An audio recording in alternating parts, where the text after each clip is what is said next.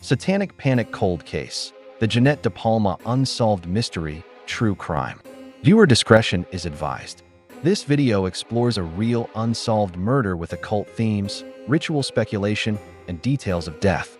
The theories discussed are historical but remain unproven. This content is not suitable for sensitive viewers or children and is based on public records. Welcome to Occult Case Files, when spirits go unsolved. In 1972, 16-year-old Jeannette DePalma disappeared in New Jersey's Devil's Teeth. Was she sacrificed?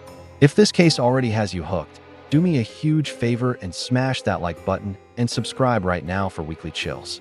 You don't want to miss what's hiding in the shadows. Let's descend. It was August 7th, 1972. Jeannette, a devout teen from the Assemblies of God, told her mom she was heading to a friend's house in Springfield, New Jersey. She decided to hitch a ride and was last seen with her thumb out near the Watchung Reservation, a place already buzzing with whispers of witches. For 6 long weeks, there was nothing. Then, a dog started barking frantically at a nearby apartment complex.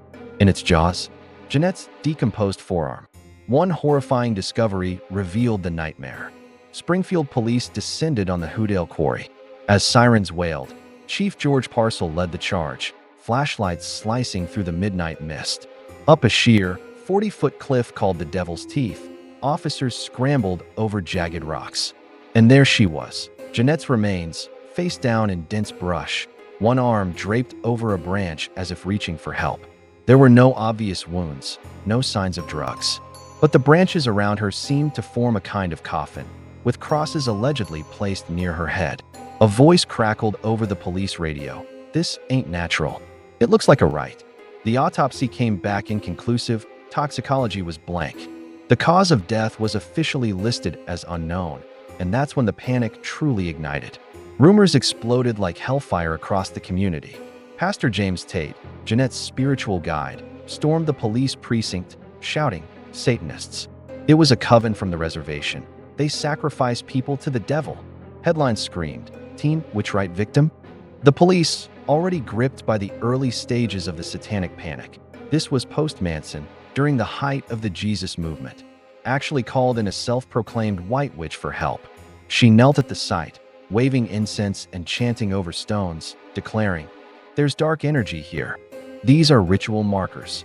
Officers began sketching pentagrams in their notebooks, their eyes darting into the shadows. Locals whispered of teen seances and animal sacrifices in the woods. Books on the occult flew off local shelves. Cops were consulting a witch. But was the devil watching back? Jeannette's body showed high lead levels, which they chalked up to witchcraft poison.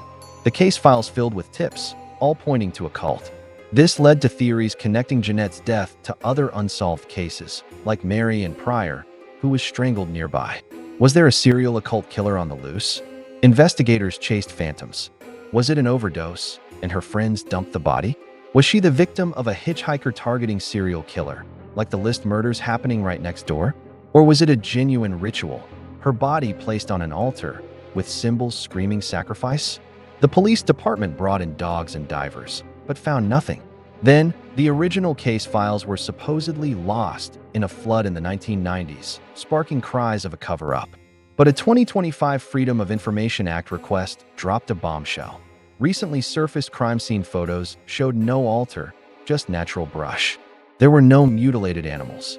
It seems the satanic hype completely derailed the forensic investigation. Panic had blinded the police. Did the evidence just vanish, or was it cursed into silence? To this day, Jeannette's little sister is still fighting for justice, but the cliff keeps its secrets. They call it the Devil's Teeth for a reason. Over 50 years later, this case remains unsolved. Was it satanic whispers or simply human hands that took Jeannette's life on the Devil's Teeth? What do you think happened to her? Share your thoughts. Thanks for hanging out with me. Don't forget to stick around for more fun. Bye.